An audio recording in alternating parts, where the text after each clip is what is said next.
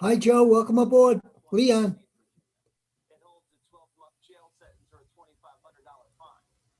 We emptied the prisons because of COVID, and now Hey, Joe. fill the prisons with kids because of COVID.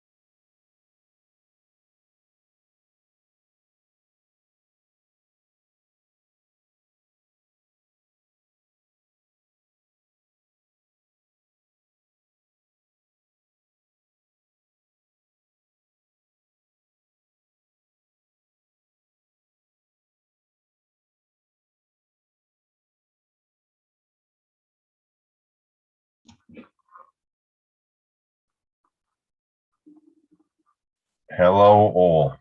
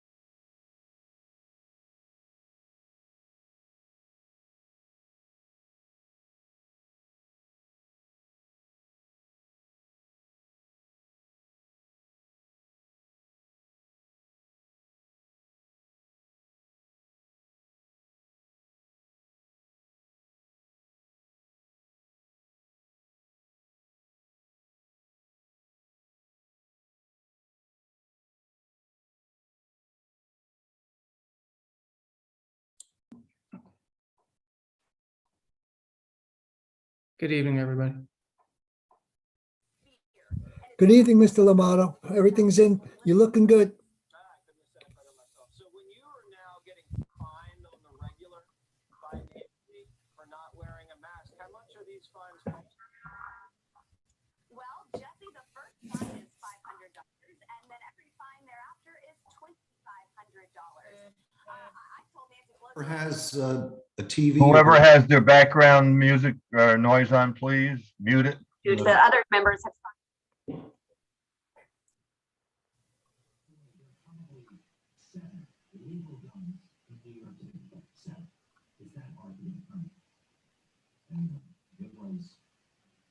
It was all style, all pop, nothing of substance.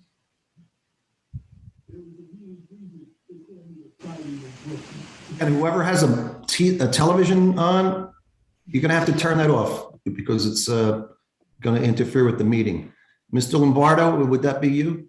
No, Okay, you can silence your microphone then. In that case, we'll get to you after we do some other issues. The meeting hasn't been called to order yet.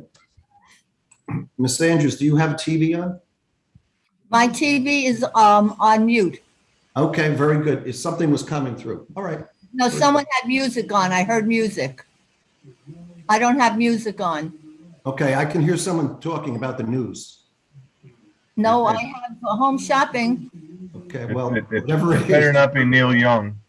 No, it's not Neil Young. It's not Neil Young. It's QVC. Okay. Can I ask a question? Are the Michael Lombardo and the Michael Lombardo related? Sir, the meeting hasn't started, Mr. Kunzwich. Yeah, everyone should mute themselves until the meeting starts, okay? Because the meeting's being recorded, but the meeting hasn't officially started yet, all right? Right. Just curious if there's a relation between the two. We'll get to that, sir, later.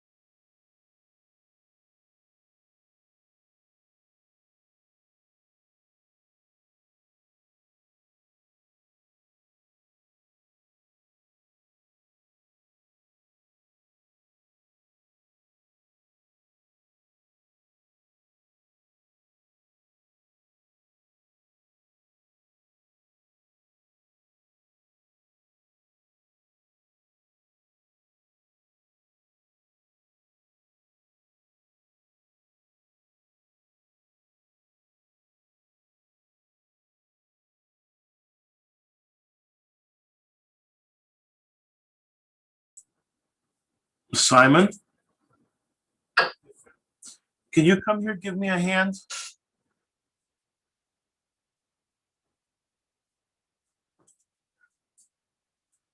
How do I?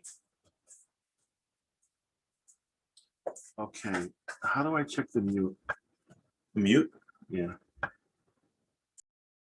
It's mute, now it's on mute. Now they should be able to hear you. Yeah, your camera's working, as you can see up there. Yeah. But since you're mute. Mr. That's just- Kowalski, on the lower left Rockets, I'd corner. ask you to please mute yourself until we call the meeting to order. Sure. Thank you.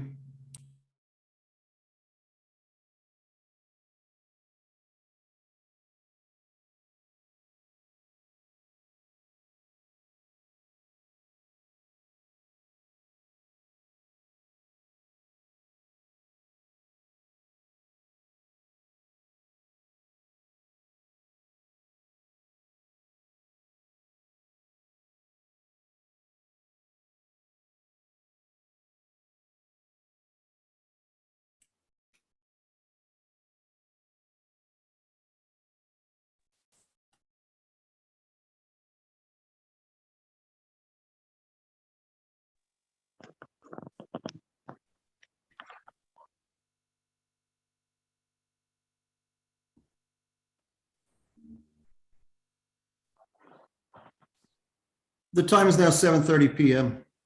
Good evening, everyone. Welcome to the Old Bridge Township Zoning Board of Adjustment meeting for February 3rd, 2022. I am James Sullivan, and as chairman of the board, I'd ask you now to join me in reciting the Pledge of Allegiance to the flag of our country.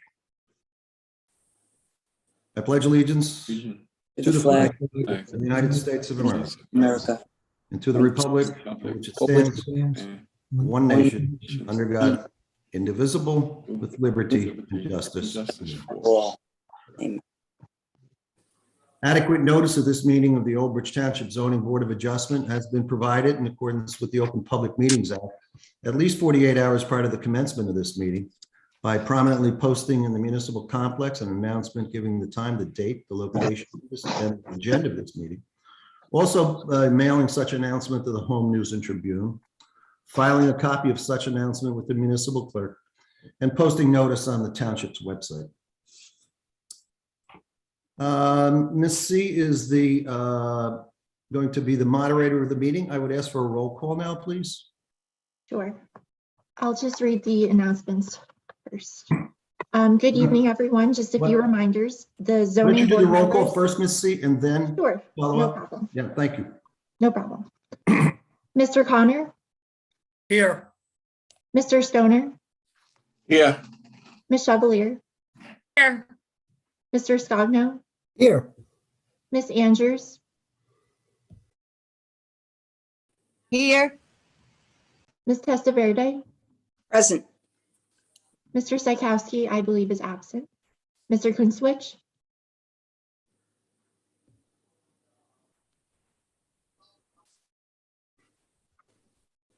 Saw him before. he was here. Chairman Sullivan, I'm here. Mr. Dasty, I'm here. Good evening. Ms. Sawant, Here. and myself, Missy. Thank you. This meeting is being conducted electronically via the internet by webinar. It is unique and it takes patience on all involved, as we no longer gather together in the courtroom, but we're doing this from our offices or our own homes. This meeting is also being televised by OBTV Channel 15 as well as YouTube Live. I remind those watching on any device that there's up to a 30-second delay in communication. This is important to remember if you wish to personally join a public portion later on in the meeting. Anyone calling in must lower their device so they'll be confused by the time delay. I would ask all participants now to silence their own cell phones at this juncture to avoid any disturbances. The meeting will follow the same protocols as if we were in the courtroom. There's some general housekeeping meetings to start this evening's meeting, and it'll be followed by one application.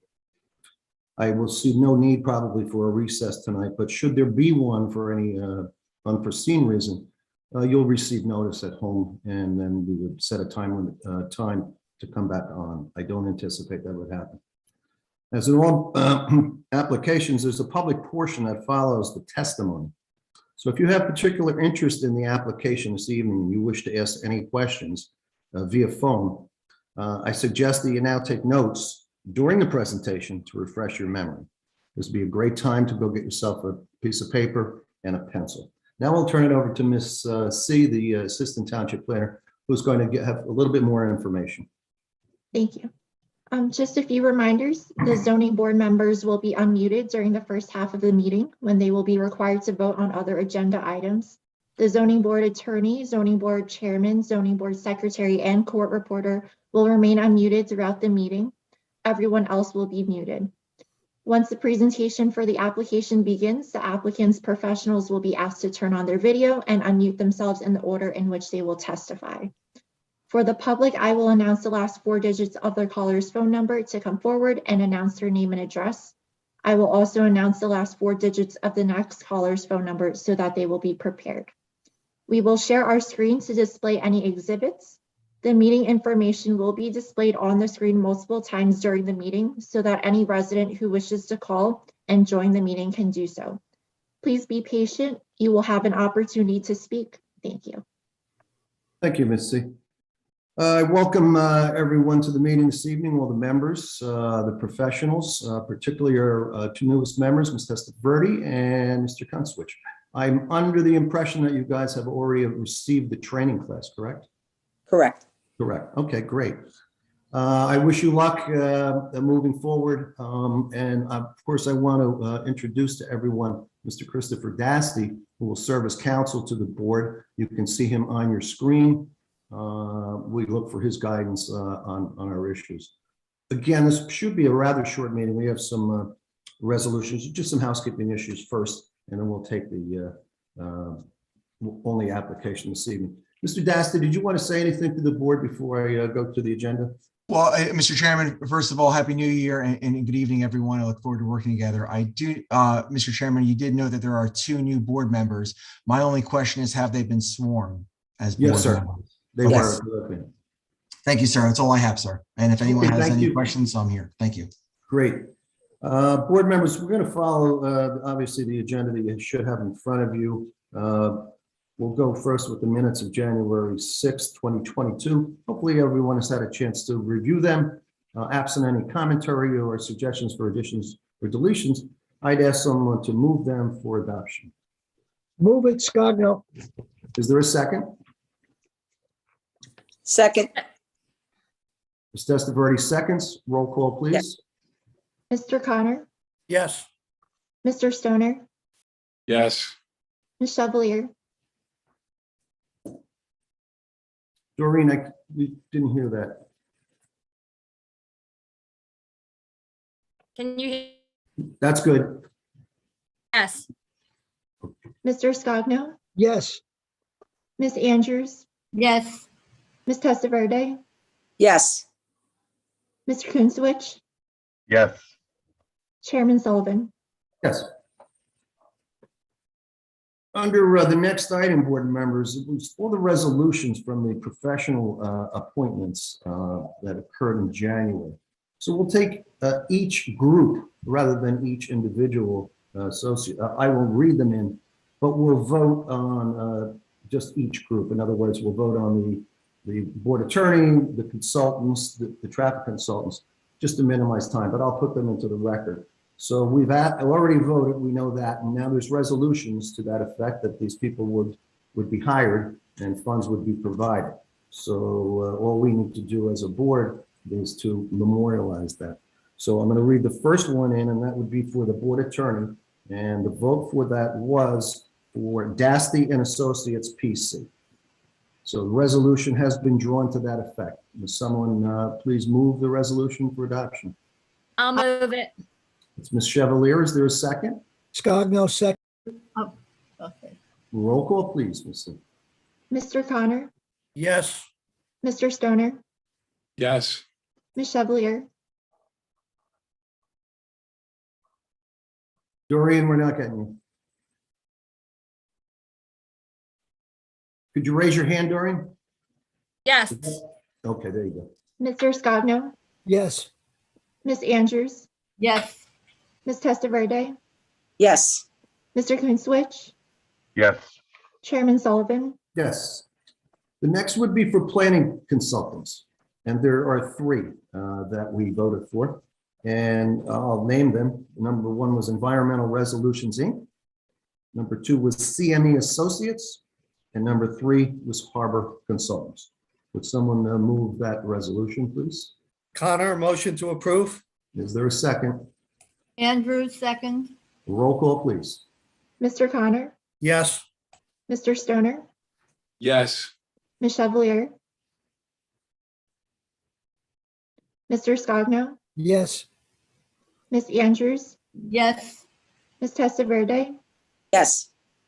Mr. Coonswitch, Yes. Chairman Sullivan. Yes. All right, board members, the next would be traffic consultants, and there's three. Number one was Environmental Resolutions, Inc. Number two was CME Associates. And number three was Rose Consulting Services. Would someone please move that? I'll move move it, Scogno. Stoner. Was Mr. Scogno, and who else was that? I'll second Stoner. Mr. Stoner seconds. Roll call, please. Mr. Connor, Yes. Mr. Stoner, Yes. Ms. Chevalier, Yes. Mr. Scogno, Yes. Ms. Andrews, Yes. Ms. Testaverde, Yes. Mr. Coonswitch, Yes.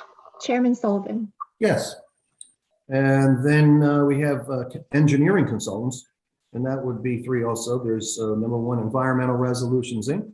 Number two, CME Associates, and number three, Harbor Consultants. Someone move that resolution, please. Connor, I'll move it. Second, please. Anyone? I'll second Second. Stoner. Stoner seconds again. Roll call, please. Mr. Connor, Yes. Mr. Stoner, Yes. Ms. Chevalier, We're not getting any audio during. Yes. Okay, got it. Mr. Scogno, Yes. Ms. Andrews, Yes. Ms. Testaverde, Yes.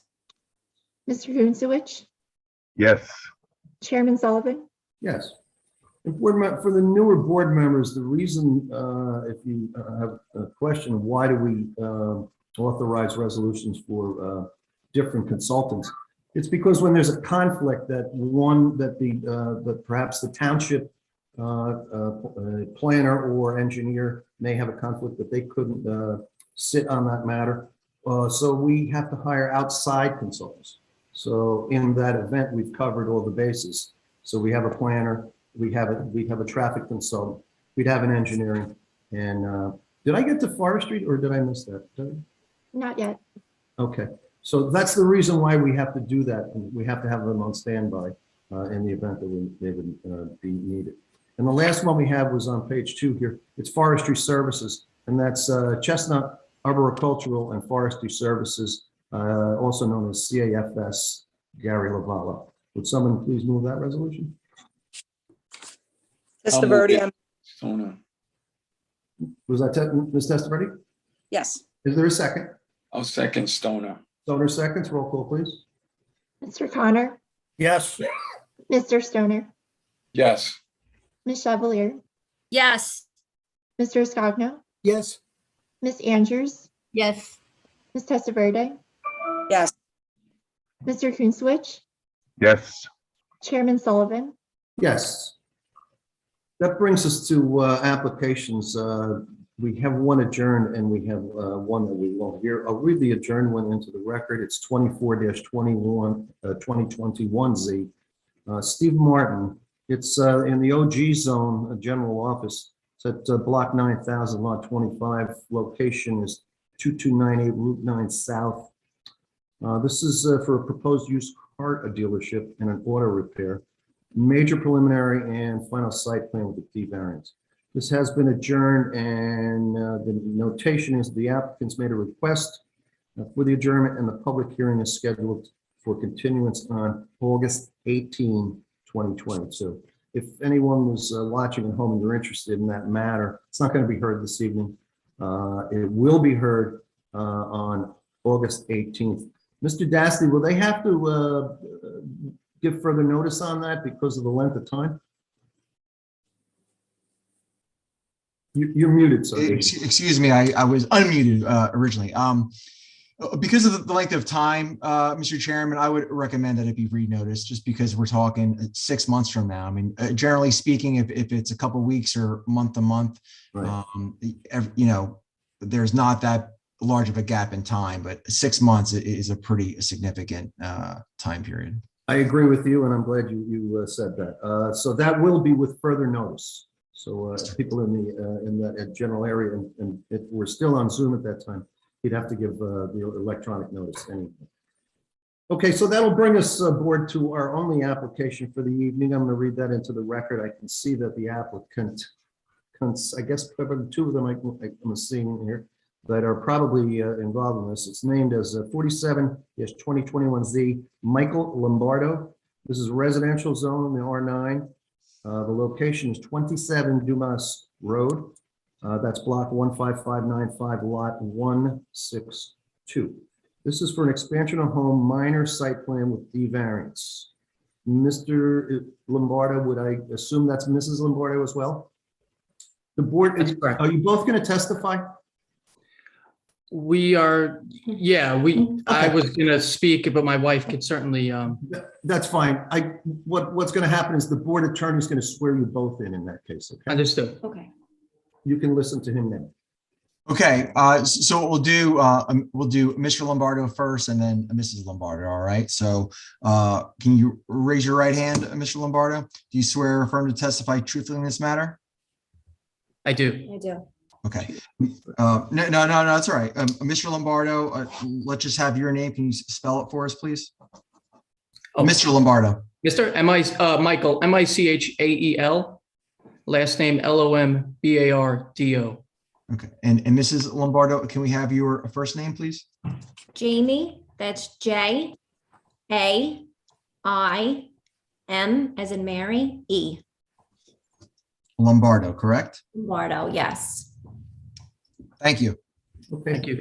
Obviously, you're both using 27 Dumas as your address for the record, correct? Correct. I'm assuming you're presently living there, correct? We are not. Okay, all right. And then but for the record, that's what you're using as an address, correct? Correct. Correct. Okay. You are not represented by attorney this evening, correct? No, sir. No. The board regulations require an attorney for use variances. However, you can waive that right of a stenographer, not of an attorney, a stenographer, I meant to say. And you don't have a stenographer here this evening to transcribe the record. So you have the right to waive that, but there would be no written record of this testimony in the event that your application failed and you wanted to proceed to a further review by the court. So that would be something you'd have to decide. Mr. Dasty, have I advised him correctly? Yes, Mr. Chairman, and we would, and Mrs. Lombardo, we would want you to certainly affirmatively waive that requirement before you start. I mean, this is being recorded via Zoom, so there may be a way to create a transcript in the future, but there is no written court reporter here presently. You understand that, ladies and gentlemen? Understood, and we'll waive that. Okay, for the record, you're waiving the fact of having a stenographer take down the actual transcription, correct? Yes, sir. All right, thank you, Ms. Lombardo. Okay, as a homeowner, and this is probably a minor application in the sense that you're asking the D variances for floor area ratio, as I've read. There are certain proofs that you have to put on the record, and I'm assuming, do you have an architect testifying this evening? Yeah, so and I just want to thank everybody for their time this evening. I'm joined by my wife, Jamie. My architect is Emmanuel Kavrakis, and I also have my my planner, Jim Higgins, on the call. I do apologize for if you hear a child in the background. It's a bit difficult to get babysitters these days. No need to apologize. Both of those professionals are here to answer the technical portions of this hearing. Okay. So you can proceed at your own pace, sir. I'm assuming you're going to have each of your professionals testify, and we may have questions for them, and you may have questions that you want to follow up on. So I'll let you go at your own pace. Okay, thank you. And again, good evening, everybody. Thank you for your time. I want to just at a high level say, look, we're here tonight, my wife and I, because we want to stay in this town and because we want to stay in our home. We started this process a few months ago, drawing up plans. We have 2 young children. We've been in the town for, it'll be 10 years this year. We love it here. We have a lot of roots here. We're raising 2 young children here. Children are becoming of the age where they're starting to go to school, involved in different activities. And just from a parental perspective, you want what's best for your children. You want to put them in a comfort zone. And we have our pediatrician here. We have our professionals here that the children see. And again, with schooling, my son is 5. He'll be attending kindergarten next year. My daughter's 2. She'll be attending preschool next year. Everything about the town, we really don't want to change. We would hate to upend and sort of restart with the kids. So just at a high level on a qualitative perspective. As far as this plan, we were really trying to accomplish, given the design of our house, which is a split level, my daughter's room, for instance, is 9 by 11, right? And our house was built 60 years ago. Furniture has gotten bigger, appliances have gotten bigger, televisions, things of that nature. The demands on our home have changed. I mean, whether it's technological, of that nature. And then even more so in the past 2 years, in the wake of COVID, where you have, my wife and I both work. So we have work at home requirements now. The children are often, with COVID cases on and off, could be at home for schooling and things of that nature. So the use of our home is drastically different than when the house was constructed almost 60 years ago. And that's sort of the impetus, for the design and what we're trying to accomplish. Again, it's primarily to achieve bigger bedroom sizes and an upstairs for the kids. For us, we're adding a second bathroom. It's just all improving the living experience for everyone in the home. Beyond that, we have no other additional uses for it. I'm not looking. My wife is a speech pathologist. She works in public schools. I work from home exclusively. No other needs on the home beyond what we've put forward. So I'm happy to answer any questions. I don't know, Jamie, if you want to add anything.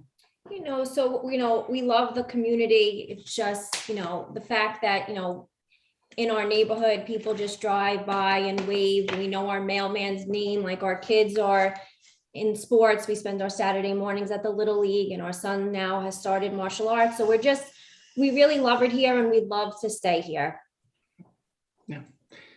Yeah. So, and we're happy to answer any questions. That's sort of our story at a high level. We do have, again, I have my professionals here to answer sort of the technical questions and anything else that we can provide you that can be of help here. Okay, I know you have Mr. Higgins as a planner. I'm sure he'll want to put some things on the record that need to go on the record.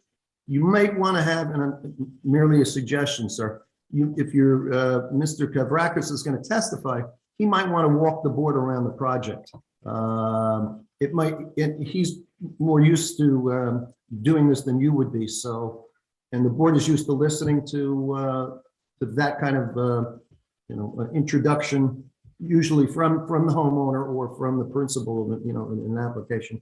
But I would say, why don't you try having Mr. Kavrakis testify before the board as to what's going to happen there on the property. And then Mr. Higgins could back up why he believes it's okay to do so, because it would require a use variance. So he can help you out on that. Maybe Mr. Kavrakis would want to testify first, and the board attorney would swear him in if that's what you want to do. Yes. But the plan here, my plan here was to have Mr. Kavrakis speak to that, and then to have Mr. Higgins follow up on top of that, and hopefully that answers everything that you're looking for.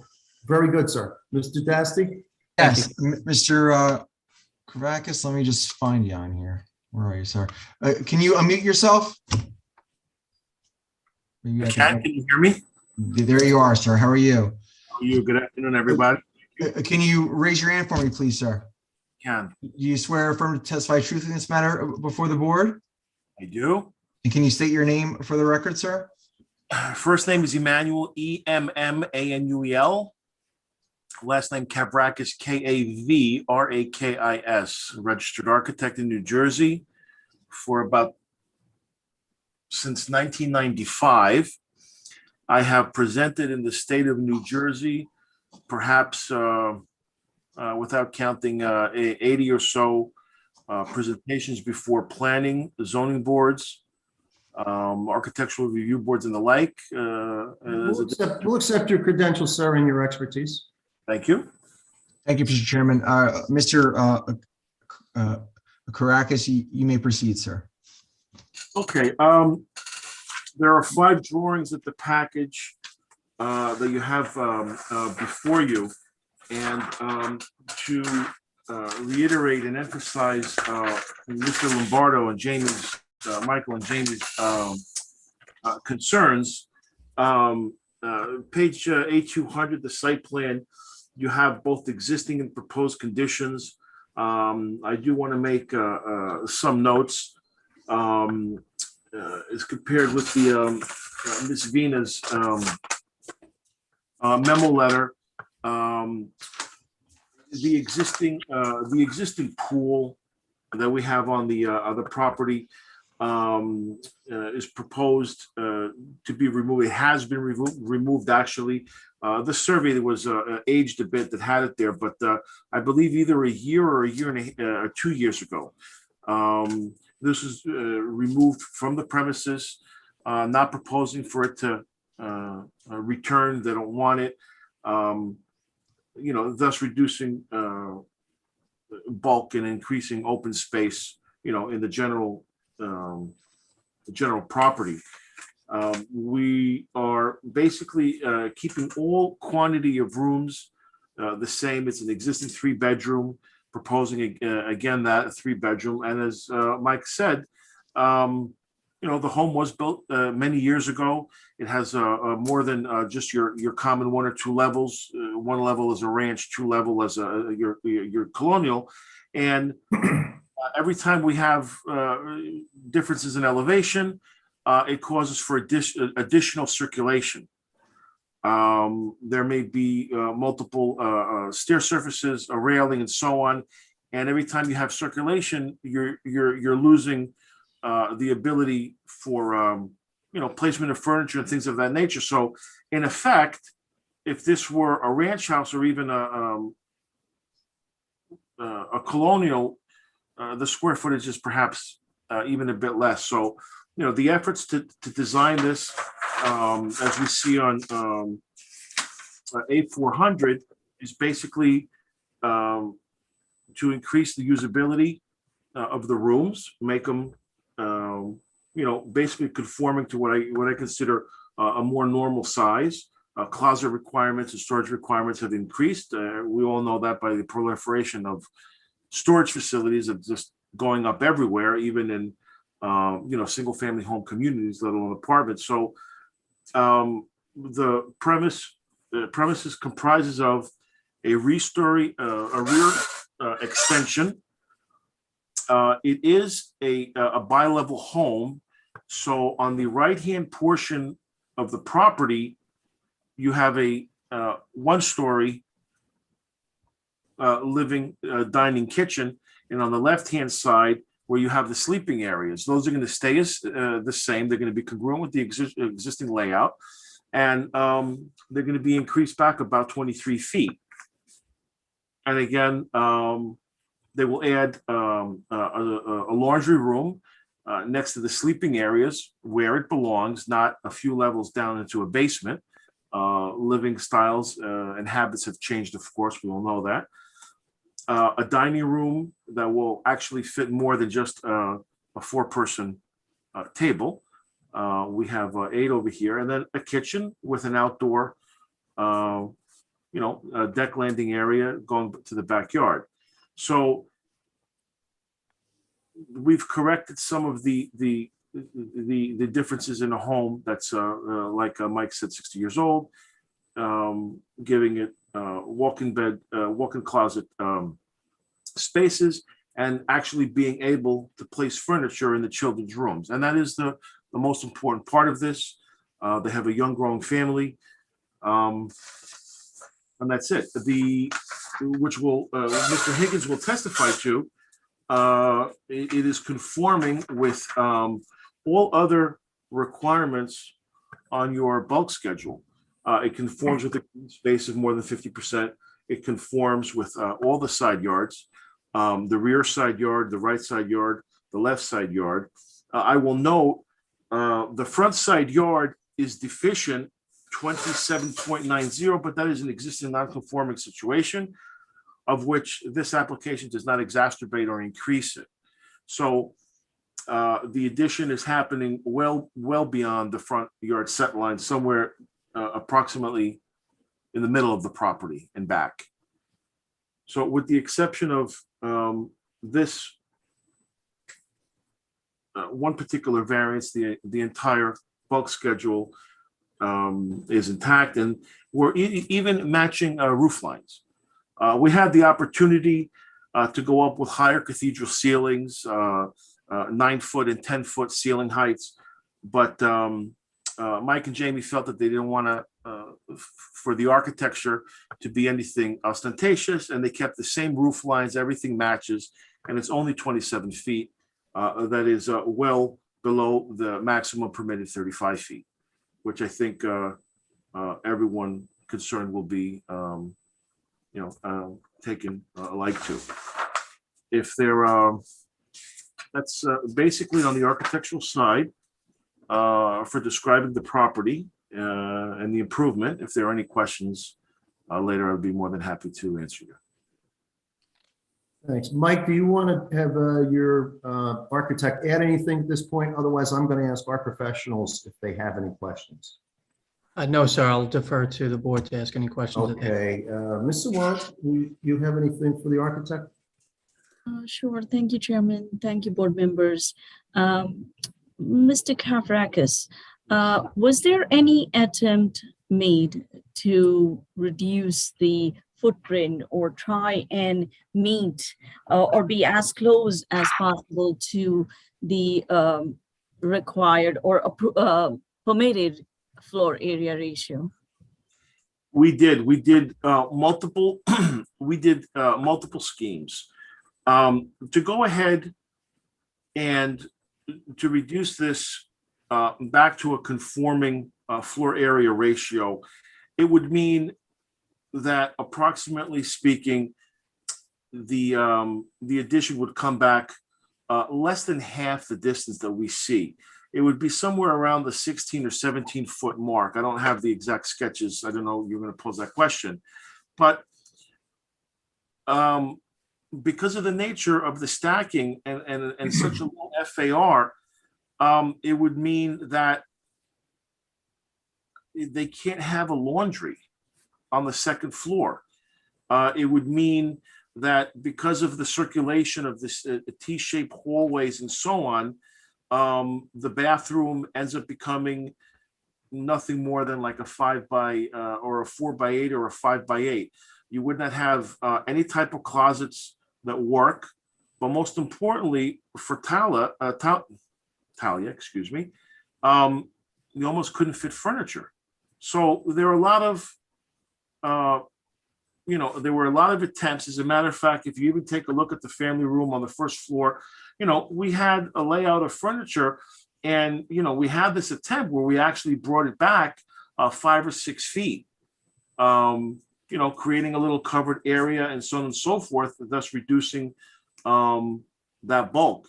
So we did 3 or 4 attempts, but to bring it back to conformance, it would be an exercise really in just construction of rebuilding what was there. You would gain some space, minor, but it wouldn't serve any purpose. We probably would not be able to get anything near a dining room. And again, the other bathrooms, master bath, laundry, and closets would not work out. It would prove fruitless. We did do attempts. I mean, I do understand, but if you had to, and I wouldn't say that you're obviously in front of the zoning board, so you would be exceeding your floor area ratio, otherwise you wouldn't be in front of the zoning board. But even at the permitted floor area ratio of 0.27, you would have been able to add another 650 square feet of floor space. Now, if you look at what you're proposing is more than double of that. So instead of 650 square feet, you're proposing for almost a 1,500 square feet floor area. So, and also, if you look at the other homes in the neighborhood, those homes have a smaller footprint. In fact, one of the comment I had made, and I'm sure your planner will address that, but majority of the homes in the neighborhood have a smaller floor area ratio or a smaller footprint. They have a bigger yard, they have a swimming pool in the yard. In fact, the highest floor area ratio in that area is 0.22, which is much smaller than what, which is smaller, I wouldn't say much smaller, but is still smaller than what is permitted by the zone. So, I mean, obviously I would want to hear from your planner, but I wanted to know from you as a designer. I'm not saying stick to the 600 feet and create usable space, but still, were there any attempts? Because can we, Natalie, can we put up the site plan again? Thank you so much.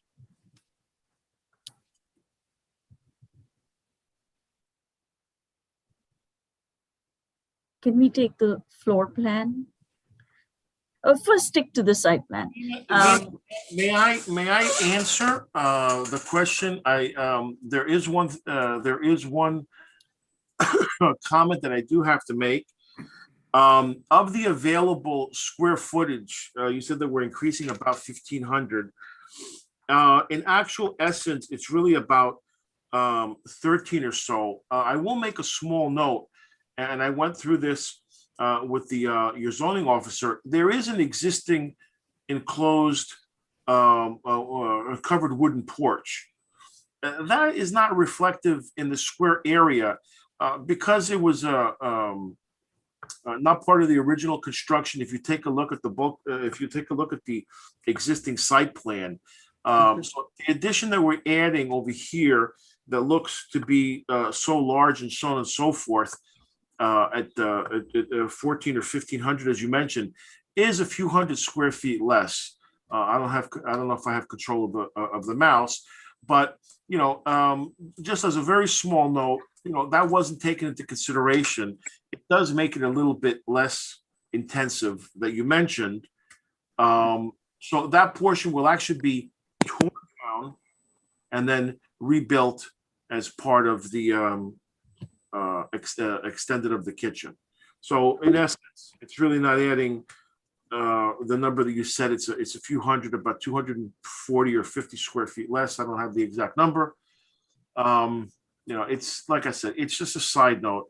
And you know, the attempts were made. It would mean, again, that certain areas and certain things would just simply suffer. As far as the increase and so on, Mr. Higgins, our planner, will go ahead and explain ratios and factors of that nature. I understand. And just to answer your comment, if tonight you were asking for a variance on impervious coverage or the landscape area ratio coverage, then yes, your statement about the porch would be valid. But for the floor area, we do not calculate the covered porch into the floor area anyways. So if it was landscape area ratio, I do understand that, you know, it's already impervious coverage. Now you're building over it. And the reason I bring all this up is only because properties within that neighborhood have larger rear yard setbacks. you're not triggering a rear yard setback variance. However, most of the existing homes have deeper rear yards, and that's why I raised that question. But that's all, Chairman Sullivan, from my end. Thank you very much, Mr. Watt. Mr. Dasty, did you have any questions for the witness? The only question I have, Mr. Chairman, is how would the proposed addition factor into the surrounding neighborhood? In other words, would you be able to see the addition from the street? The question is to me? Yes, I'm sorry, sir. Yes. Well, that was one of the opportunities. If you take a look on page A200, the addition, and we made some efforts over here, is well within, especially on the right-hand portion of the home, is well within the setback boundaries, both the left and the right and the rear. If we were, purely considering setback requirements, we can, increase these, but we were not. We wanted to stick within a certain vernacular of the home and of the neighborhood. So it wouldn't seem like an addition. It wouldn't seem like an add-on. And we wanted to have a little bit of a cleaner architecture. I mentioned that before with the heights of the roofs, and also a congruity with the side. So, on the right-hand side, it's a little bit narrower, and some landscaping there. You would see the home, extending backwards, okay, but you wouldn't have any notice of any sharp juxtaposition. In other words, at the extension line coming out 1 or 2 feet more for a bigger room, or on the right-hand side, seeing it protrude. There are clean lines, on both sides of on the residence. In my particular information, there's a front fence, which is going to stay, and the rear portion of this is a generous ways back. I mean, there's still, I think, about 5 or 6 feet that we could have gone more, and we mitigated that. So, like I said, it's built all the way to grade. It's not built over. So, for instance, if we were to reduce a certain portion, the way we did in the center of the home, where you see the doors going from the family room out, if it were to be on the left and on the right, to reduce that square area, you would notice that the house was built up and over, let's say, perhaps on stilts, as some people mention it. I think it's handsome. I think it's congruent, and it fits well with the property. And it is designed that, in a way that it belongs there. I hope I answered your question. I don't have any other questions, Mr. Chairman. Thank you, Mr. Dasty. I'm going to go to the board now for questions. If you would just raise your hand, and then you can open your mic if you have it. Ms. Andrews, go ahead. You can open your mic and ask the witness a question. Have your neighbors been notified of these changes, the anticipated changes? Yes, ma'am. And have any of them had any comments negatively? Not to me personally, no. A few neighbors have approached me just to ask, what we were planning, and I have a good rapport with my neighbors. So, a lot of them, frankly, just wishing us luck. They know, on 2 sides, it's an older couple, and then our next door neighbors got a younger family like we do. So I think everyone sort of understands what we're trying to accomplish here. Now, have you been living in this residence for the 10 years? Yes, ma'am. We only just moved out. We just, given the way the market is right now, we didn't realize we'd need this variance. So when we were contemplating the project and moving forward with it, we wanted to make sure we had a residence lined up, for when we moved out and, to start the project. So we had taken an apartment. We signed a lease toward the end of last year. And then when we received notification of this process, I'm already committed. So we moved the family was already moved out. But but I'm still actually going back to my house daily, laundry, to work at my desk and things like that. Thank you. Thank you. Thank you, Ms. Andrews. Anybody else on the board have a question? Go ahead, Leon. Go ahead, Mr. Caracas. I'm sorry Yes. if I mispronounced that. That's fine. No problem. The lot. One second. Here it is. The lot 15595 is not only on Dumas Road, but it also goes around the corner to the neighbors that will be facing him from the back on Owens. So how would this addition look to them from their back, looking at them? Thank you for that question. My answer is quite simple. As far as for the neighbor on the rear adjoining property, the rear extension as proposed will not look any different than it does today. Like I testified earlier, well, excuse me, with the exception of the missing porch, dilapidated porch and so on. But as far as the fully constructed home, you have approximately 41 feet across, and we will yield exactly 41 feet across. Looking from the rear, you have a one-story kitchen and a two-story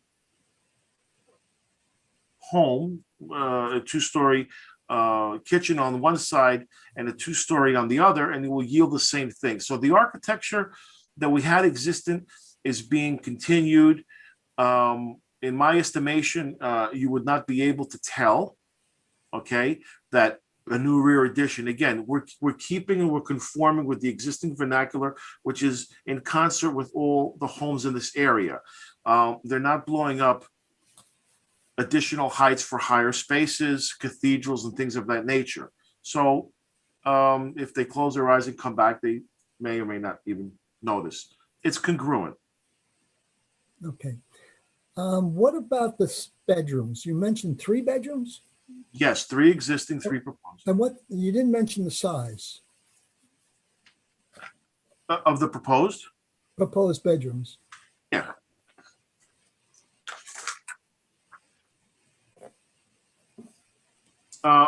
Bedroom number 1, which is Mateo, is 11 by 13 or 13.7. That is the proposed bedroom size. The daughter, Talia, is only 10 feet wide, or 10 foot 5 inches wide, but it's deeper at 14.10. So these existing bedrooms fall within a range of just, average use and, correctly sized bedrooms. The master bedroom is 14 feet 10 inches by 16 feet 5 inches. Okay, 1 second.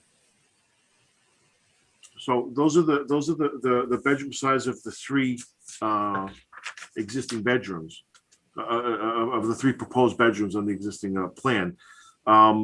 Again, for furniture layout and new, the usefulness of these spaces. 1 second, please. Thank you. Hold on. Okay. And the bathroom? The bathroom is 10 feet 5 inches by 6 feet 7. So we get 143 square feet on one bedroom, 140 on another, 224 on another, 60 on the bathroom. Doesn't seem like a lot of square footage. Oh, Where is most of it going? Well, I mean, there are inside the master bedroom, there are 2 closets. The closet? So what? There are two walk-in closets outside the bedroom area. If you add the closets to the master bedroom, it will be 16 feet 5 inches.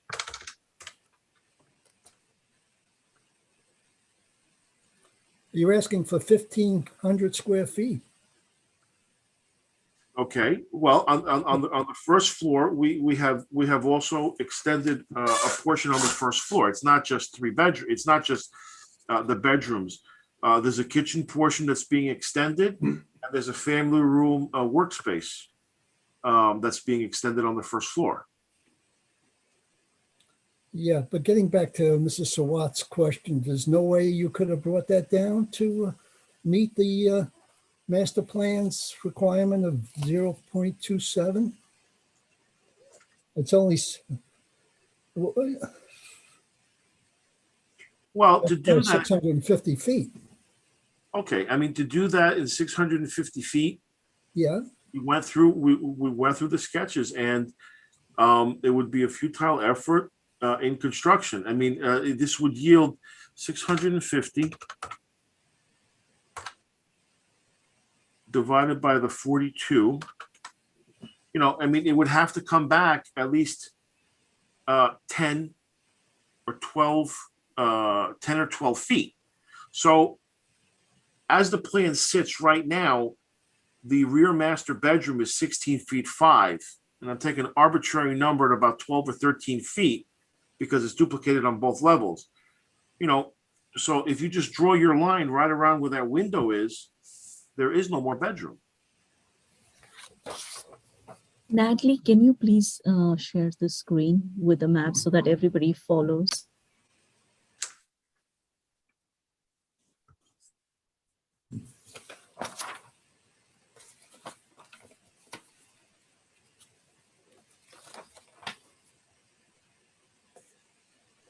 Mr. and Mrs. Lovato, I visited your home. It's a beautiful home. Thank you. Thank You keep it very nice. Thank you. And I must say, I'm just surprised with the homes around you. They seem so much larger than yours. Yeah, and look, my uneducated statement on this is the trick for us was the bedrooms are on the top left portion of the house. So to get them to the reasonable size we were trying to accomplish, you had to bring out the lower levels. And in doing that, that's my understanding is what pushed us over this square footage allotment. So it's not so much that we were looking to, the bedrooms were the primary focus for us. And in doing that, we had to keep the house congruent and to bring out the lower level. That's how we ended up in this position. I see. May I ask, would you be maybe looking to bring your parents in with your home or your father? Is that something? No such luck. No such luck. Okay. No. No other questions. Thank you, President Thank Sullivan. Thank you, Mr. Scogno. I can't see the rest of the board members right now because of the plan. Oh, thank you very much, Natalie. Does anybody else have a question for this witness? Ms. Testaverde, did you have your hand up before? I'm sorry. I did. Go ahead. Good evening. My concern is with your side yards. I see that you went out to the right side. Is the distance between your because I didn't visit your location, but the distance between your neighbor to the right of you, more so than the left of you, because I see on the diagrams how it's comes out a little, the house. Any issues with the neighbor to the right of you? No, and actually they just moved in this summer. They just had their first child. We get along great. We actually he did some fence work and I helped him, I told him whatever he needed to do. Young couple that my neighbor to the left is actually, they're an older couple, children moved out. Actually, we're not home now and they even came in and snow plowed our driveway for us the other day. They're just both left and right, extremely nice people.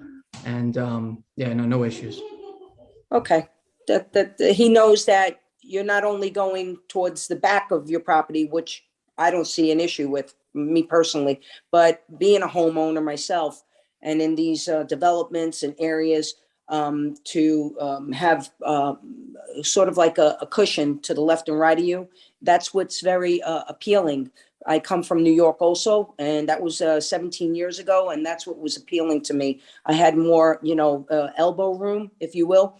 So if he knows that you're coming out a little further towards him, your neighbor to the right, if you're looking at your home, and he's okay, then you answer my question. Yes, and I actually did walk him through that when he was doing the fence. This might have been in November or December. So I have walked him through that. Okay, thank you. Mr. Chairman, if I may, just for members of the board, I mean, certainly with this application, all the neighbors, everyone within 200 feet would have received a public notice of the application. So the neighbors and probably a couple houses down certainly are aware of it, and they would have had the right to come and review the plans, and maybe some of them are going to comment in the future. So certainly they are aware of the application.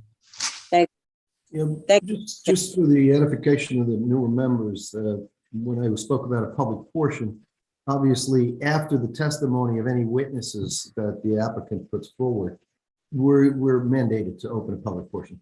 That's when we'll find out if somebody has a complaint about it. So they will be given that opportunity. The public is given that opportunity. They wouldn't just chime in right now. We'll wait till all the testimony goes, so we have a nice flow to the application. Any other witnesses? Any other board members question of this witness? No? Okay. Yes, Mr. Penswitch has a hand raised.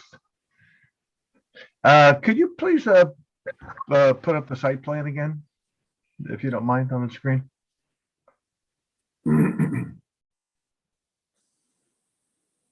Any future plans? I see the above ground pool is being removed.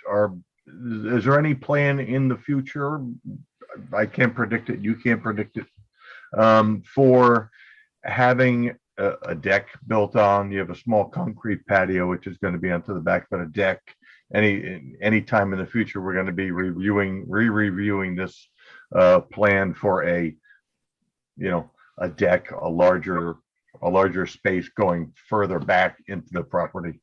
No, sir. And just to confirm, the above ground pool, we removed it 3 years ago, and we have grass. We'll have everything will be grass back there. I need room for my children to run. Don't need a pool. Don't want a pool. Don't need a deck. We'll if you see on the back, we'll have some steps coming down, and that's all we need. Thank you. He actually still has another 12 or 14 foot left that he could still work with and still meet the setback. So he's okay. Any further questions? Okay. Mr. Lombardo, you want to go to your next witness now? Yes, sir. So I'll let Mr. Jim Higgins speak. He's our planner, and he can provide some nice context. Mr. Dasty will swear him in. Mr. Higgins, how are you, sir? Good. How are you, Mr. Dasty? Good. Let me find you, sir, because I can't see you. Thank you. You raise your right hand. You swear or affirm to testify truthfully in this matter before the board? I do. Can you tell us your name and spell it for us, sir? Sure. James Higgins, Higgins. I am still a licensed planner in the state of New Jersey. I've been licensed for about 43 years. I've testified before this board as an expert in the field of planning numerous times throughout the past 40 years. I've testified before boards throughout the state, superior courts. Board members, Mr. Higgins is I don't want to say makes regular appearances before the board, but he does. He's well known to this board. His daughter also practices in his firm. Both of them are well experienced. I've listened to them for 16 years, as many of the board members here have, and I'm sure Mr. Dasty is well aware of Mr. Higgins. He will give us a lesson in planning. We accept him as expertise. Right. Mr. Higgins, go ahead, sir. Okay, just to start with, Mr. Lombardo did such an excellent job. If he's looking for a job as a planner, he can talk to me. I might want to hire him. The application, rather than go over the details of the application, I think you've got most of the details down. I'll just get into the proofs. And what's being requested here and is required is a D4 variance for exceeding the permitted floor area ratio, which for the new board members, a floor area ratio is the total floor area of the building, usable floor area, as compared to the total area of the lot. Now, there's a misconception that floor area ratio is a tool for controlling building mass, and that is a misconception. Floor area ratio is a tool for controlling intensity of use. And quite frankly, with residential development, particularly all residential development, there are two measures of intensity that really should be looked at. One of those is the number of dwelling units per acre, because that's clearly a measure of intensity. And the other is the number of bedrooms. And in this instance, you have one dwelling unit on 9,001 square feet. That's not being changed. And you have 3 bedrooms in this dwelling that are what exists, and you're going to have 3 bedrooms existing after this improvement. So quite frankly, the intensity of the use is not being changed. When you look at the ordinance, and quite frankly, somebody could build a house much bigger than the house that they are proposing in terms of volume and be fully compliant, not have to come to this board, could just submit for a building permit and get the permit. It would be somewhat ridiculous, but they could build a house with 2,400 square feet on the first floor, then have cathedral ceilings and have the house go up to 35 feet. And it would be a much bigger in terms of volume, in terms of the visual impact than what the applicant is proposing here now. And I'm just pointing that out because to use floor area ratio as a measure of mass is wrong. And it's never been appropriate.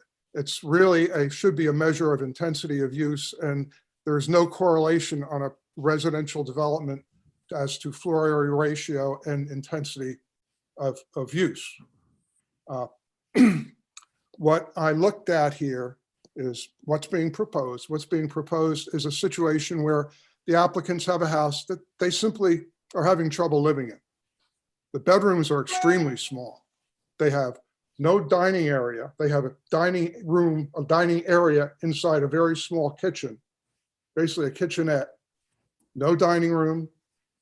The bedrooms are small. The one bedroom is small, so small that the applicant was explaining to me, and I've had that experience in the vacation home that I had, that it's hard getting the furniture in and out of the bedroom because the bedroom's so small. And what they're trying to do is enlarge the size of the spaces within the building to have a bigger kitchen, to have a dining area, and make the house much, much more livable. And that's what's being accomplished here. And I don't see any substantial negative impact. The standard for a D4 variance was established by the Supreme Court in the case Randolph Town Center Associates versus Naomi Silverberg. And that's in Randolph, New Jersey. And basically what the court said is that the standard is what should show whether the site can accommodate the problems associated with the proposed use with larger floor area than permitted by the ordinance. And again, the anticipation is the intensity of the use, first of all, and the intensity of the use is not being increased. It's just the livability of the building. But more importantly, what's being proposed here is a building that is well within the other bulk requirements of your ordinance. The ordinance permits a 35-foot high building. The building as proposed is 27 feet high. So that's 23% less than what the ordinance would otherwise permit. With regard to the setbacks, and Mrs. Testaverde was talking about that, and the ordinance permits on one side a setback to be 10 feet. The closest the building comes to either side is 14.1 feet. So it exceeds, on that one side, it exceeds the ordinance requirement by 41%. With regard to both side setbacks, the ordinance requires a total of 25 feet for both side setbacks. The application is proposing both sides to be 30 feet 4 inches. That's 5 feet 4 inches greater than what the ordinance would permit, or 21% greater. With regard to the rear yard setback, again, 25 feet is required. What they're proposing is 35 feet 6 inches. So that is 9 feet 6 inches, or about 35%, exceeding the ordinance requirement by 35%. And then the minimum landscaped area ratio, again, 50% is required, is permitted, and they're proposing 54.6%. That's 414 square foot more than what the ordinance would otherwise permit. So clearly, in terms of the bulks on this application, what's being proposed here substantially is well within the confines of the ordinance, and it's clear that the site can accommodate the use despite the need for this variance. The residential site improvement standards, which govern residential development, require 2 parking spaces for a 3-bedroom residence. There's room in the driveway when I looked for 4 cars, and quite frankly, the requirement with 3 bedrooms is not being changed. The requirement is 2 spaces. As it exists today, it'll be 2 spaces with the proposed improvements. So when I look at this, I don't see any substantial negative impact. I think what's being proposed here is, intensity-wise, is well within what the ordinance intended. The ordinance intended to have single-family residence, and that's another issue. It really isn't a use variance. This is a variance for intensity of use. The use that's permitted is a single-family residence, 1 single-family residence on a 9,000 square foot lot in this zone, and that's what's exists and what is being proposed. So the use is consistent with your ordinance.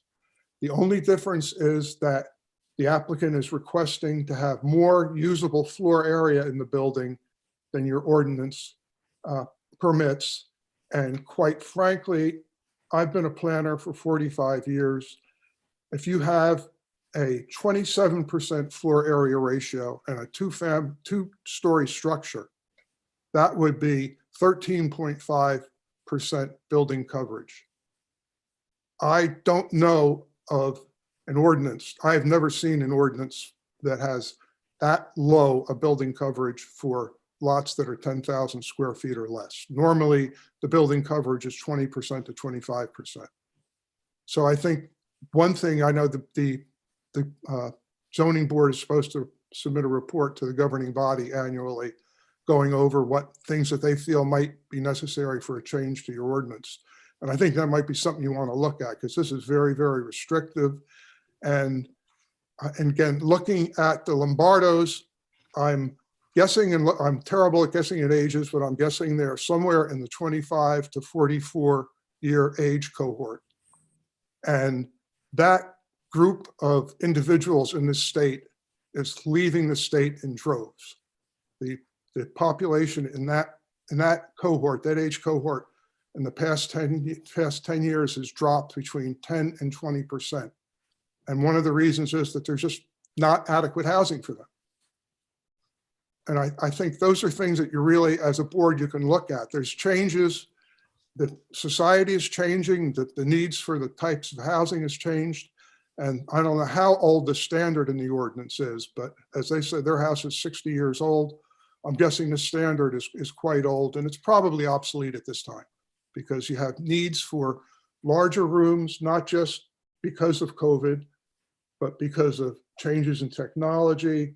Nobody wants to put a 70-inch TV in a 9-foot by 10-foot family room. Those type of things, just the need for greater space is evident, not just with regard to our social problems with regard to COVID, with regard to people working at home, but also with regard to technologies and the need for privacy. And I think what the Lombardos are doing, I think they're ahead of the curve here. I think they're doing something that towns are going to see an awful lot of in the future. In fact, I am now doing the master plan for the Township of Ocean. And one of my recommendations is going to be that they increase the permitted floor area, the building footprint, and allow for buildings to be increased in size, because there's a need for that. And I think there's a growing need. And again, I think the Lombardos are ahead of the curve here. I don't see any substantial negative impact. You can't really see what's being proposed in terms of the increase of the building from the street. I did look at Vina's report and I looked at her analysis of the tax records. I'm sure she did a very, very accurate analysis. My question is on the accuracy of the tax records. I don't use them anymore because I found that they're very inaccurate. And one of your board members even said he thought the houses in the area were bigger than the Lombardo's house. When I look at the aerial, it's very hard to tell. But I think really there is a need for floor areas to be increased and to allow for better, more livable spaces within existing residences.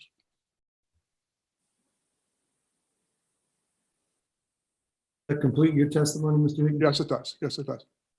Do you have any questions, Mr. Lombardo, of your witness or anything else you want him to bring up? No, sir. Okay, Ms. Sawant. Thank you, Chairman. Thank you, Mr. Higgins. I don't really have any questions. I do agree with Mr. Higgins on some of the comments related to the FAR. The only concern I have, not concern as such, but just to go over the floor area ratio and that it should be increased for this zone. I just want to take a step back and let the board know that in Old Bridge, historically, there have been a lot of alternate developments, oh my God, I'm falling short of word. Maybe it's Mr. Higgins' effect. I'm speaking in front of a senior, so maybe that's why I'm falling short.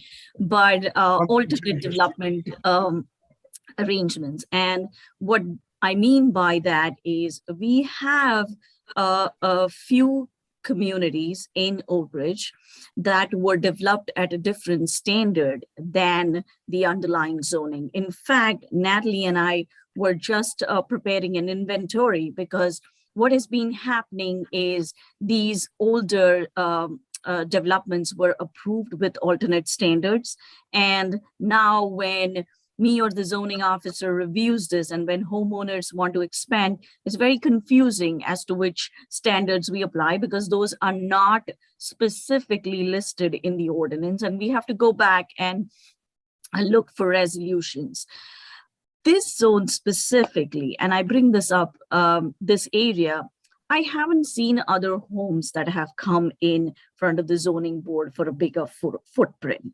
And the taxed data, I agree, because some of the sizes of the homes were questionable to me. But at the same time, I didn't base it off just the tax data. It was an aerial or an overview, a bird's eye view of the entire area to see what the backyards look like, what the bulk of the structure looks like. And in that sense, I would ask Mr. Dasty to guide us that when the homes in the neighborhood are smaller or appear to be smaller than what is proposed, then how do we address the criteria wherein we're trying to say that the intent of the master plan or the zoning ordinance is not altered? And I ask that because I'm going to share my screen with an aerial. Natalie, you can mark this as exhibit A.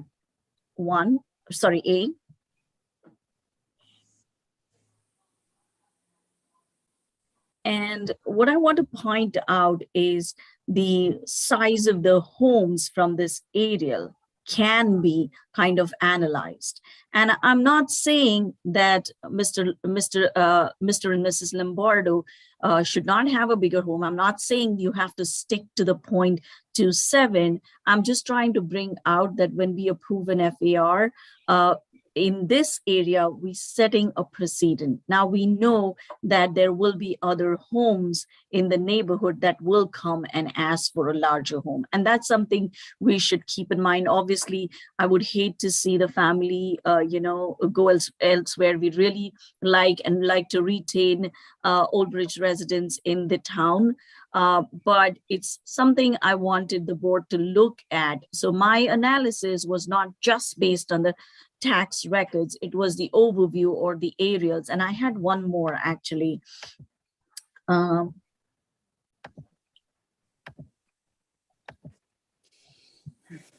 Right here.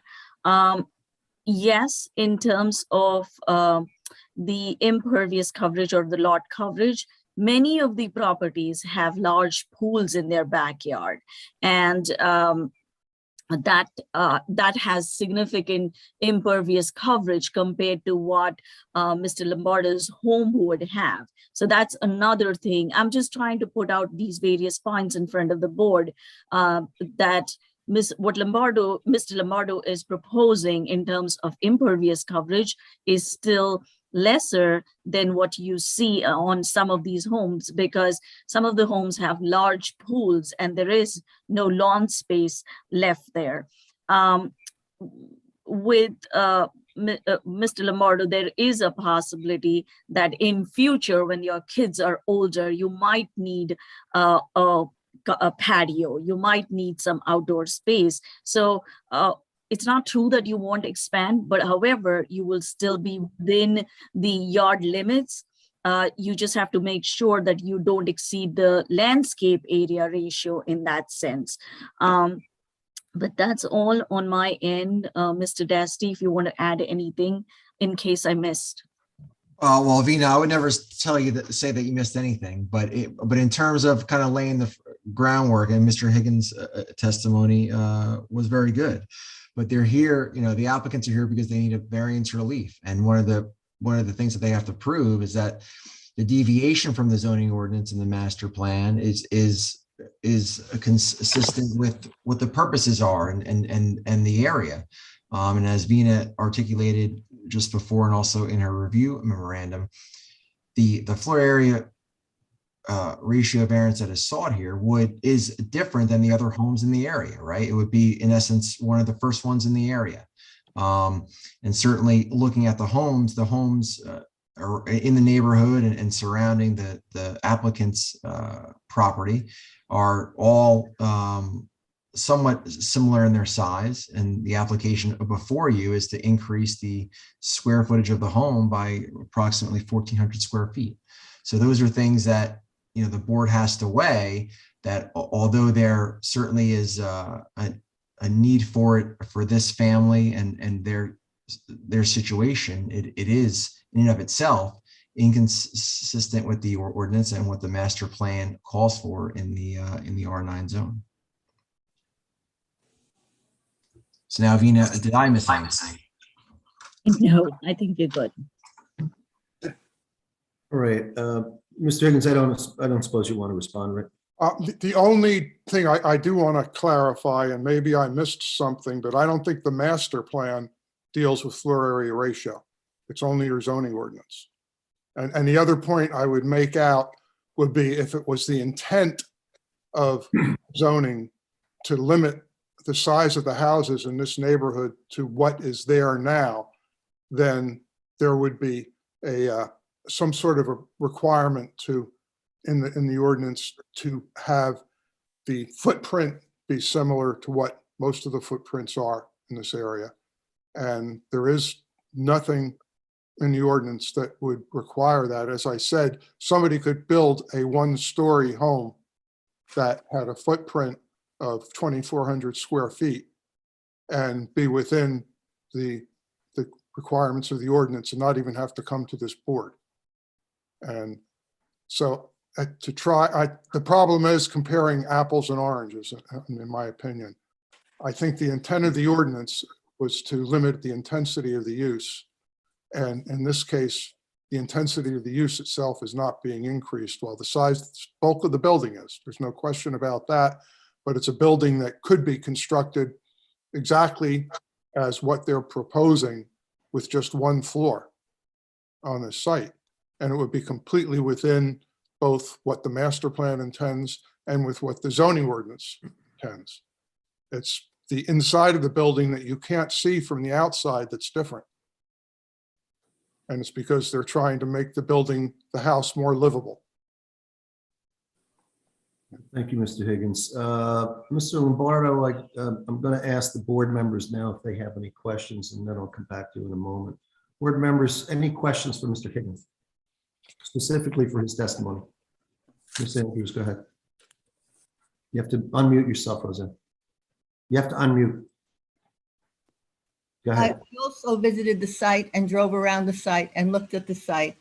And what I did notice that it is far from being the largest home in the area. There is 2 homes across the street. I know it's not on the same block, but it is across the street. And you have to look at the peripheral.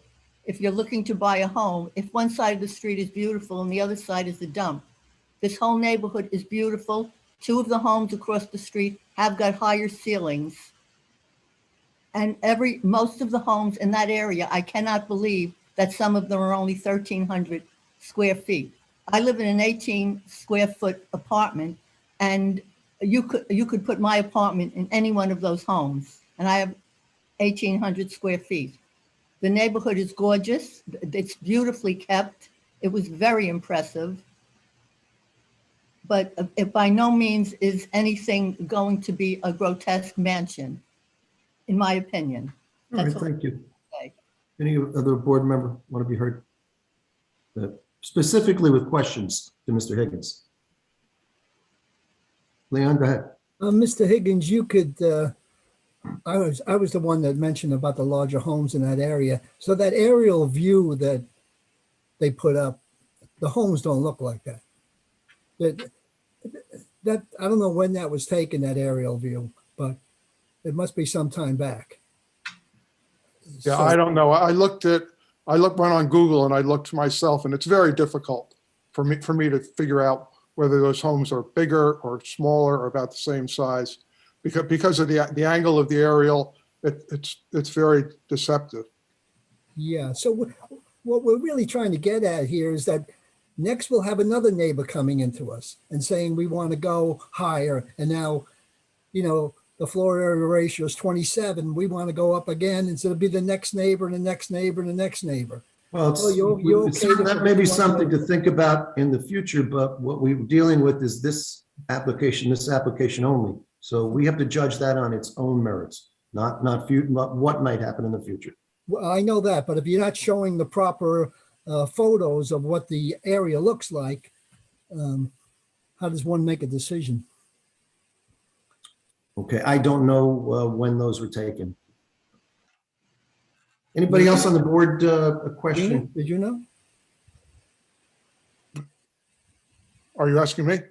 No. I was hoping Vina might know.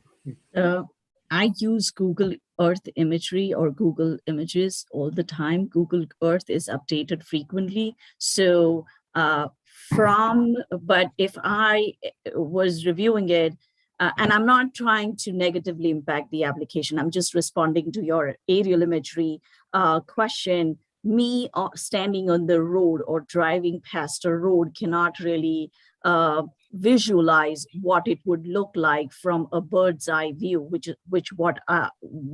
is what I presented. So and it's not something that was sketched out. It's from Google Earth imagery. So I just wanted to clarify. I don't know the year, but they keep updating it every couple of years, 2 years. It's not even like 5 or 10 years. So that's the only comment I would have. Thank you, Mr. Wong. Mr. Scogno, you're good? All right. Any other board member? I don't see any hands. Okay. Mr. Lombardo, I'm assuming at this point you have no other witnesses, as you've told me, right? Or experts that you're going to have testify. No, sir. Okay. And we don't have apparently any more further questions of those witnesses. So what I'm going to ask you to do is, if you have any further comments at this point, I'd like you to put them on the record. And then I'm going to have to open up a public portion to see if anyone wants to weigh in on this application, whether it be, for or against. So, Mr. Chairman? yes, sir. Yeah, Emmanuel Kavrakis here. Yep. Just two things came up. It's a very, very brief note. Mr. Lombardo was petitioned 2 times about the use of a future deck or patio or so on. I do want to make a small note just for the record, and I think it'll help quench the curiosity of the board, and rightfully so. But the existing proposed patio that we have here is 1,052 square feet. You'll see it as a proposed square area. In the event that Mr. Lombardo and his wife needed for any type of extension or patio or so on, the site could very comfortably be augmented. There's a portion in the back, and there's a portion on the side.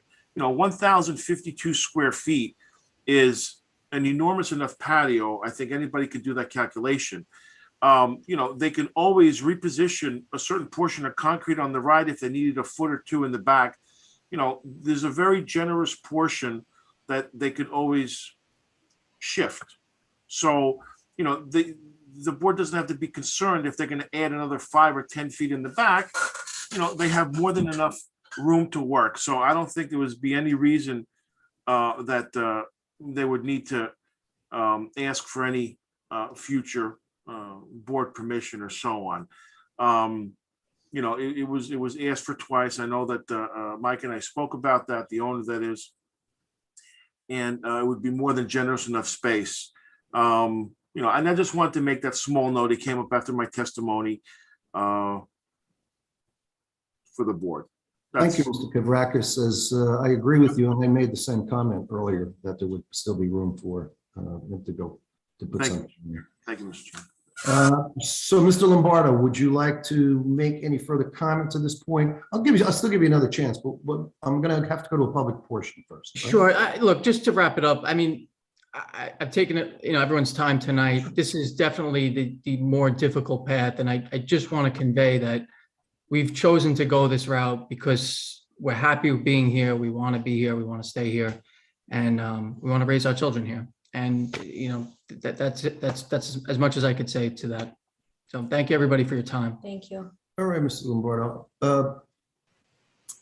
At this time, I'm going to go to a public portion. I'll open it up. This is 47-2021Z. This is located at 27 Dumas Road, block 15595, lot 162. This is for expansion of a home. What you see in front of you now, if you whatever device you're watching on, the phone numbers. If you have interest in this application and you have a question, whether it be pro or con, please feel free to call one of those numbers. Ms. C, is there anyone in queue? Yes, I see one hand raised. Okay. Nina Joknowitz. Okay. Hey, good evening. Nina Joknowitz, 203 West Greystone Road, Oak Ridge, New Jersey. First of all, Mr. Higgins, you gave an excellent overview. So unfortunately, I can't remember the architect's name. You did a fabulous job too. I'm really excited to see people in the community growing their families. I don't understand why it's necessary if the Lombardos wanted to increase their family by 15. It's a single family home.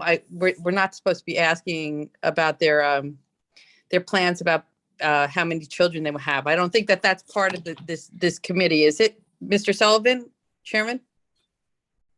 Well, we can ask whatever we want, but I fully understand what you're saying, and obviously you're speaking as a proponent of the granting of the variance. Certainly, Yeah, we have to do certain legal issues that we have to look at. Yeah, no, of course. It's not a multifamily unit. I think it's a fabulous thing.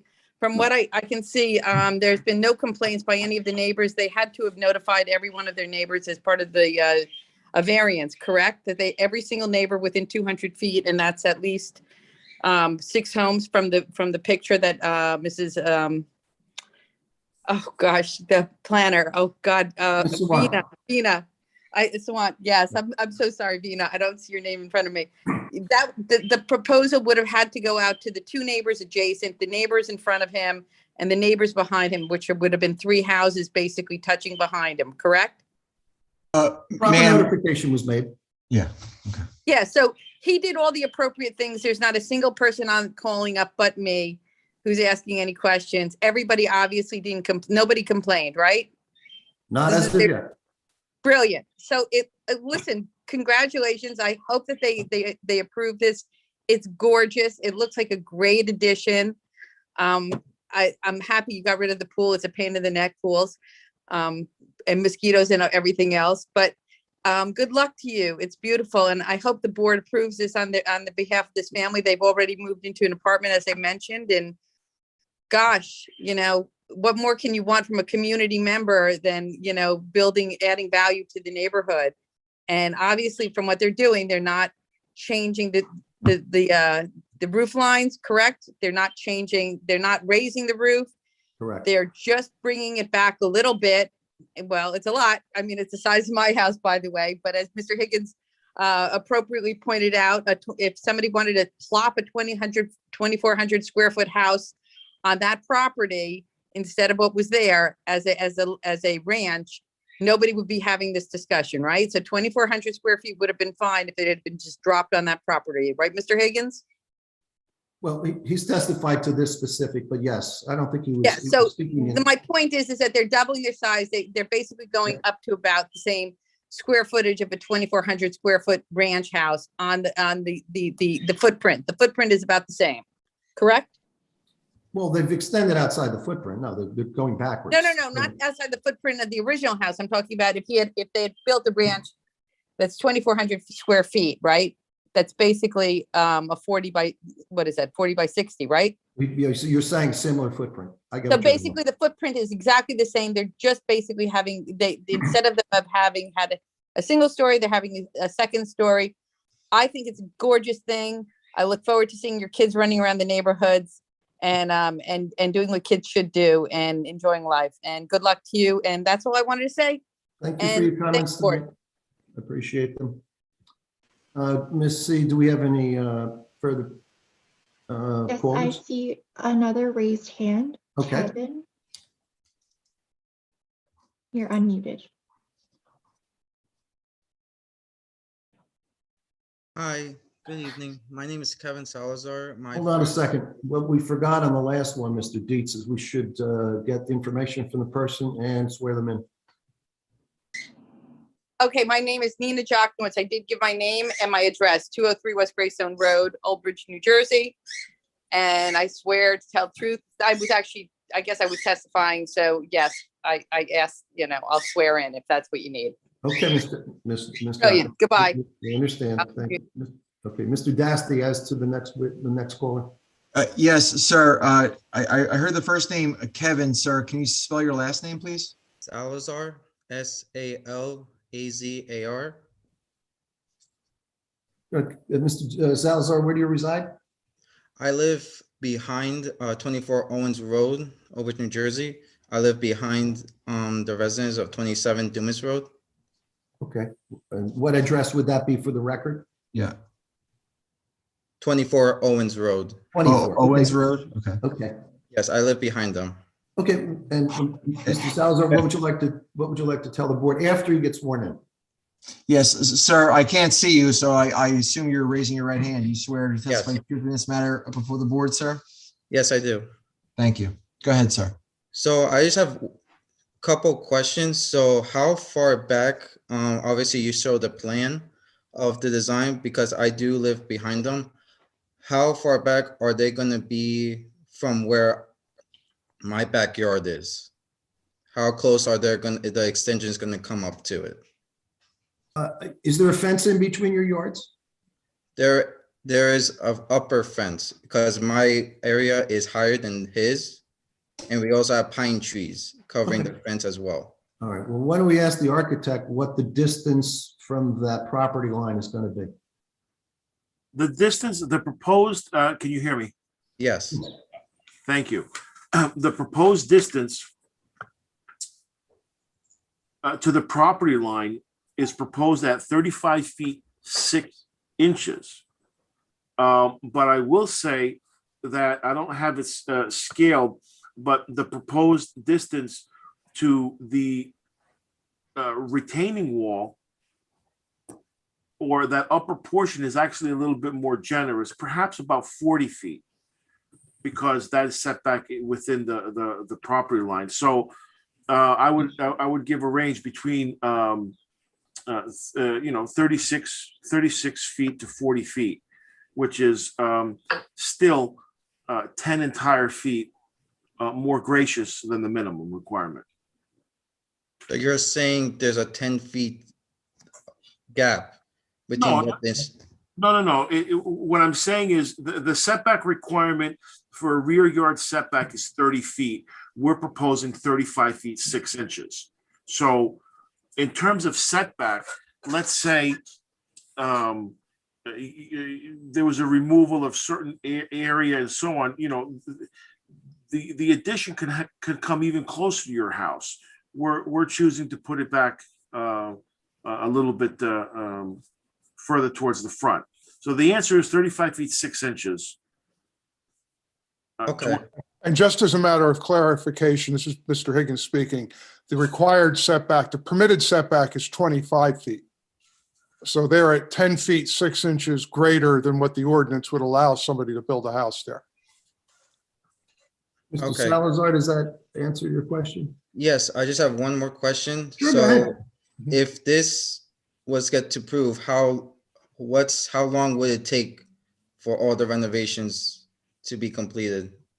That I don't know. We could probably ask Mr. Lombardi. I don't know, sir. Do you have a? Yeah, so our estimate is it's a 4 to 5 month process, and I have the apartment until August, and I am not planning to extend that. So I presume we'll be done no later than that time. Okay, the builder has kind of said 4 to 5 months, right? That's sort of, and that's why I'm in the apartment now, is because with COVID and supply chain issues, we wanted to get ahead of this. Our materials are already ordered. So we are ready to go, pending all the necessary approvals, that we need. We tried to be a little proactive in this process. Again, I didn't realize going into it, the level that was going to be involved. And it frankly might've been a mistake, but hopefully if the board approves this, it would have been, it would have worked out for us. Okay. Well, Mr. Salazar, I think he's rather forthright in his commentary, and he said that it's going to be 4 to 5 months. Is that, you have a problem with that, or is that something you're looking at? Just wanted to know the estimated time. Okay. All right. Any other questions, sir? No, sir. Okay. Well, thank you for calling tonight with your comments. Thank you. Ms. C, is there any other one and two? I don't see any other raised hands. Okay. Mr. Dietz, on a legal issue, we've certainly given the public enough time at this point to call, correct? You certainly have, Mr. Chairman. We're well into the meeting. The meeting started at 7:30, and it was publicly noticed. So yes, sir. Well, okay, thank you. We just want to make sure we don't violate any rules. So I'm going to close the public portion at this time. Mr. Lombardo, if you would like to make any further comments, actually, you know what? Let me see if the board has any comments first, and then you can make your final comments. And then I'm assuming you're going to ask me for a vote, right? To take a vote? You're muted, Mike.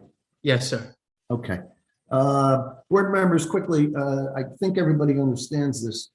As Mr. Higgins said, it's really not a use, but it does fall under the use variance of use. So we're talking about a floor area ratio. Everybody realizes what's going on. He's building an expansion directly behind his own home.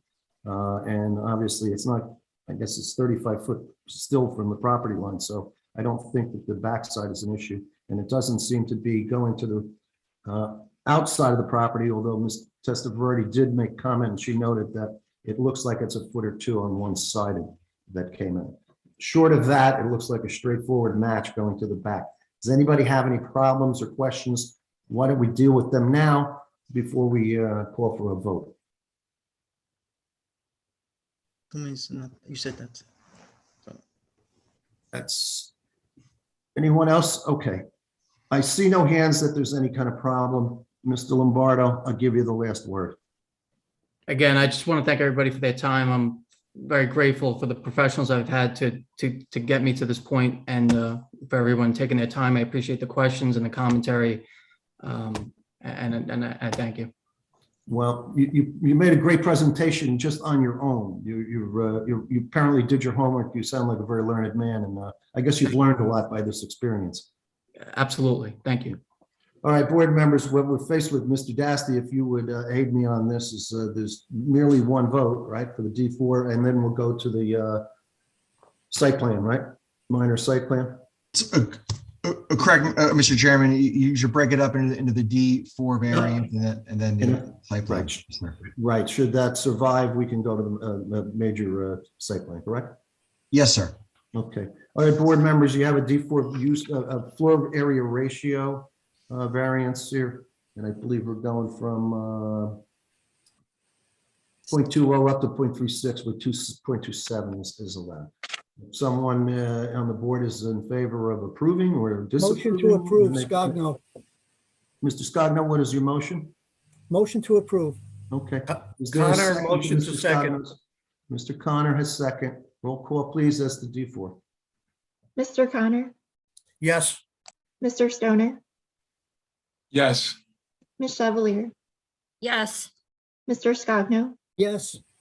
Ms. Andrews, Yes. Ms. Testaverde, Yes. Mr. Coonswitch, Yes. Chairman Sullivan. Yes.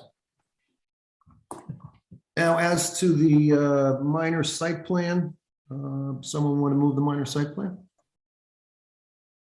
I will. Is there a second? Second, Scogno. Okay, moved in second. Roll call, please.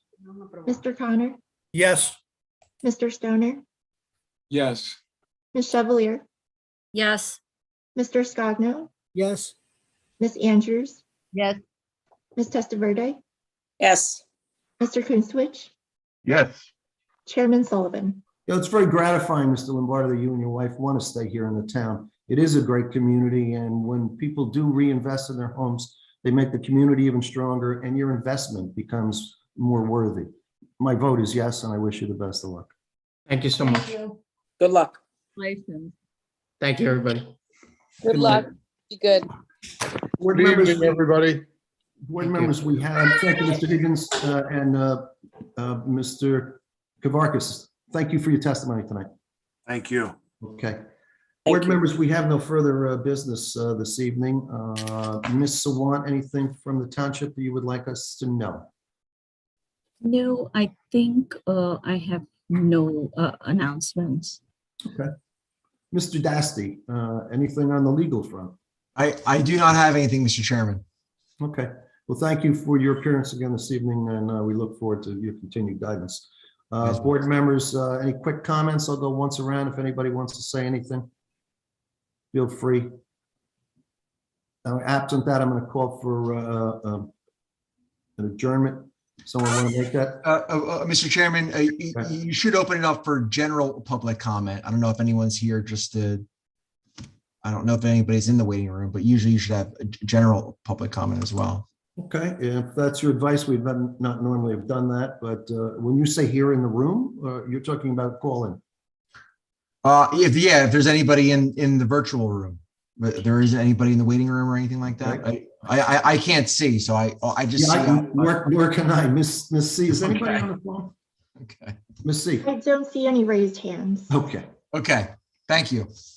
All right. Now we'll call for a motion to adjourn. Motion. Someone want to make it? Motion. Second. Moved in second. Roll call. Mr. Connor, Yes. Mr. Stoner, Yes. Ms. Chevalier, Yes. Mr. Scogno, Yes. Ms. Andrews, Yes, and thank you so much, Natalie. no problem. Ms. Testaverde, Yes. Mr. Coonswitch, Yes. Chairman Sullivan. Yes. Thank you, everyone, for being here tonight. Our next meeting is when, Natalie? February 17th. February 17th. We'll see you all then. Good night, everybody. Nice night, everybody. Good night, everyone. Everybody. Good night. Good night.